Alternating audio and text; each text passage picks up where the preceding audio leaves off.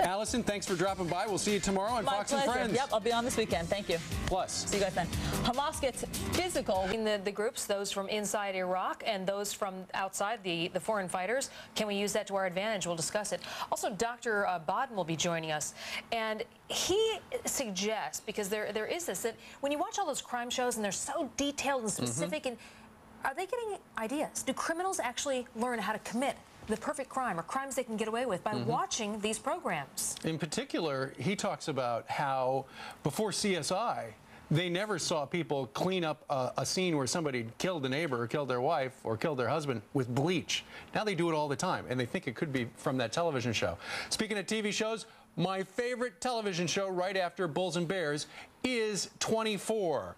And the guy who now heads up the CTU unit, former Rudy, Sean Astin, joins us live in this hour. Before we do this next story, we realize that 16,000... You know, he's volunteering for this. Right, exactly. From what I've heard, they tried to take off... She's okay. Absolutely. All right. No longer living in the test tube. She's all grown up. She's a regular person. You know, one of the urban legends was that test tube babies won't have belly buttons. Did you hear that? No. That's one of the... I know that supermodels don't. Why? Does anybody recall this? About 2 years ago, or maybe it was last year, they had a picture, I believe, of Cindy Crawford in one of the magazines, and they had airbrushed it so much, they airbrushed her belly button off. You know why? So girls, when you're at home and you're looking through the magazines, it's not how the bodies really look in real life. They'd airbrushed her belly button off, and she's the one who caught it, and she went, what? Right. But the thing is, how far do you know how to bring your pants up if your belly button's gone? Well, until you get a wedgie. Right, that would be, I tell you. By the way, pretty easy. I also found out that there's no outies. Mostly, we're all innies. If you talk to people, they will tell you it's very rare to have an outie these days. How often do you ask people about their belly button? Things come up. It gets boring. Sometimes you lose electricity. And you're, what, feeling their belly buttons? No, then? I'm just saying, like, there used to be a common occurrence. People used to go, I'm innie. Anybody else? Is there an outie in the room? Is there an outie here? Is there an outie? Not the car. I can't afford. Do you have an outie? Exactly. Right? No? No. See? Everyone's gone innie. I credit the doctors. I will have to discuss that with Dr. Manny, I guess. Because what happens is you get an outie if they pull the umbilical cord tight. Now they're just... Why would they pull it tight? It's hard to explain unless you go to medical school. How do you know that? That I made up. But I'm telling you, other stuff, I don't know how you get an outie, but you don't inherit it. It happens at birth. Let's find out. Lauren Green, who I do trust for the news, has the headlines. Yeah, but I don't have that headline, unfortunately. I heard that Brian, as a child, started collecting headlines. I always collected headlines. So 1978, you cut out the headline. I will bring it in tomorrow. That's okay, really. Because you don't really remember that. I remember it being just the biggest news. And here's what I remember. She was married in September of 2004. To who? Another test tube baby? Whom? It does not say. Because a lot of times they bond, I imagine. I know she was dating a Pyrex beaker for a while. Real quickly, taking a look. Good weather for ducks, as you can see across much of Florida today, and dry as well in New England. Back through the Gulf Coast, it's going to be a little on the soggy side. You got to give me Michigan because I'm going there. Why? Okay, Detroit. Here's Detroit. Oh. 41. Pipe down. It's been up there for 10 seconds. Sorry. I don't know where to find it on the map. Isn't it in a dome? It is pretty scary. Yeah, but you got to be outside as you talk about it. 60s and 70s across much of Texas. Northern Plains, Duluth today just 29, the daytime high, and a wintry mix there. Dry across Arizona today and Southern California, not the case in the Pacific Northwest. That's more like the Duluth temperatures I remember. Yep. 29. That's a little more accurate. Yeah. All right, 13 minutes after the top of the hour, straight ahead on this here telecast. This is interesting. The U.S. may have an unlikely ally.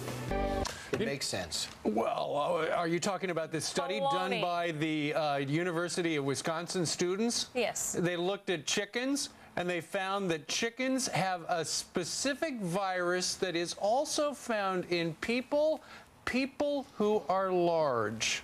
So the chicken virus makes you fat. Baloney.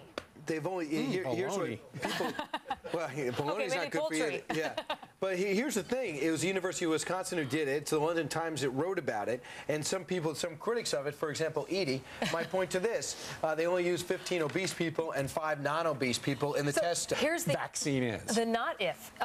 When they published this article, it turns out that by 2020, half of of all the children in England will be way overweight, and they expect that many of them will die before their parents because right. of diseases associated with obesity. First generation in a very long time. To Usually die before the parents by 2020. That's exactly right. But look at Churchill. He was heavy. He lived a long time.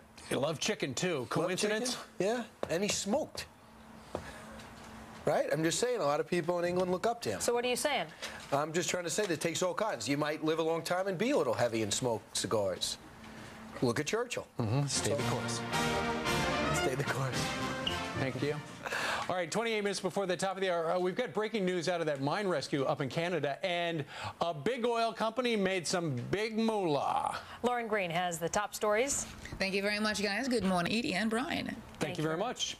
Well, tomorrow could be the big day, probably will be. We know that the president's going to have his State of the Union address, but also Sam Alito could finally get that up or down vote in the U.S. Senate. And will Mrs. Alito be sitting next to Mrs. Bush, the First Lady of the United States, perhaps at the State of the Union? Well, maybe Greg Kelly has the answers. Greg, good morning. Good morning, Stephen. Audis, Yes, right? belly buttons. Here's the thing, according to a number of our emailers, and I'm noticing a pattern, they say, a number of them do, you can either be born with an Audi or it happens after birth. And an Audi is actually a hernia of the belly button. Really? Mm-hmm. Sometimes when you say stuff like this, I'm embarrassed in front of John Scott because he has no idea what we've been talking about. I know, and his eyebrows just go up, and he says, "What did I get myself in for?" No, I was watching you guys earlier, and I was fascinated by the discussion. Innie or outie? Yeah, I believe I'm an innie if I have the definition correct. Well, I'll All right, be, you know what? Do you want me to butt the camera? You want to check? I'll be honest. Okay. Innie. Any. Good. All right, coming up next hour, we'll be talking with Senator John Cornyn from Edie's home state of Texas about President Bush's State of the Union speech. Some say this could be the biggest of his presidency. We'll find out why. The Democrats are still threatening an Alito filibuster. We'll talk about that. And also the latest on that murder investigation in Boston. The woman and her baby found dead in their bed. Why is the husband not even mentioned in the obituary? That's next hour, Fox News Live. All right, we'll be watching in 19 minutes, John Scott. Thank you so much. Thanks. Coming up on our show, why some of television's most... We're not disregarding a presidential order. If we don't, we will not find this nerve gas. Sending Jack Bauer to have a conversation with Mike Novick as a private citizen is one thing, but I'm not about to start considering disobeying a direct order from the White House. That's because you don't have the experience to know any better. Yeah, you hear me, kid? How? That's a look at my favorite television show, 24 on the Fox Broadcast Sean Network. Astin plays Lynn McGill this season and joins us in studio to talk about this and a whole lot more. Welcome back, Sean. Thank you very much for having me back on the program. Great to have you. Did you have any idea when you started to work for 24 just how much it would impact people? Steve comes in, he TiVos it, he's got to watch. The First Lady's nuts! No, she's not. Wait a minute.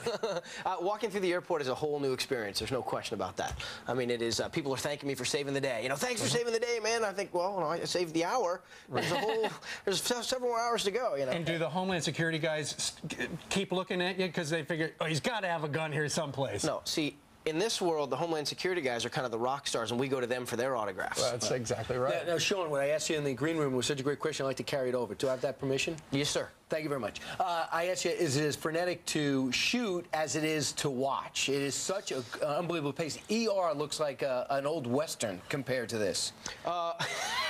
Well, I think between action and cut, the first few times you do it, it feels like the wheels are coming off the wagon because you're just going so fast. But once you get used to the clip of it, you... I mean, listen, the stakes are really high. It has to be fast. But what you said was, is it a lot of it done in the editing? And it is. A lot of it, you know, the tension of seeing those boxes and everything else definitely comes across with the way the show's put together. I think you said it had a lot to do with the edit. That was your answer. But we're going to go back to the tape because I tape everything in the green room. Last year, may I call you Rudy? Please. Last year, Jack Bauer killed about 9,000 people. How many for this year? And what about you?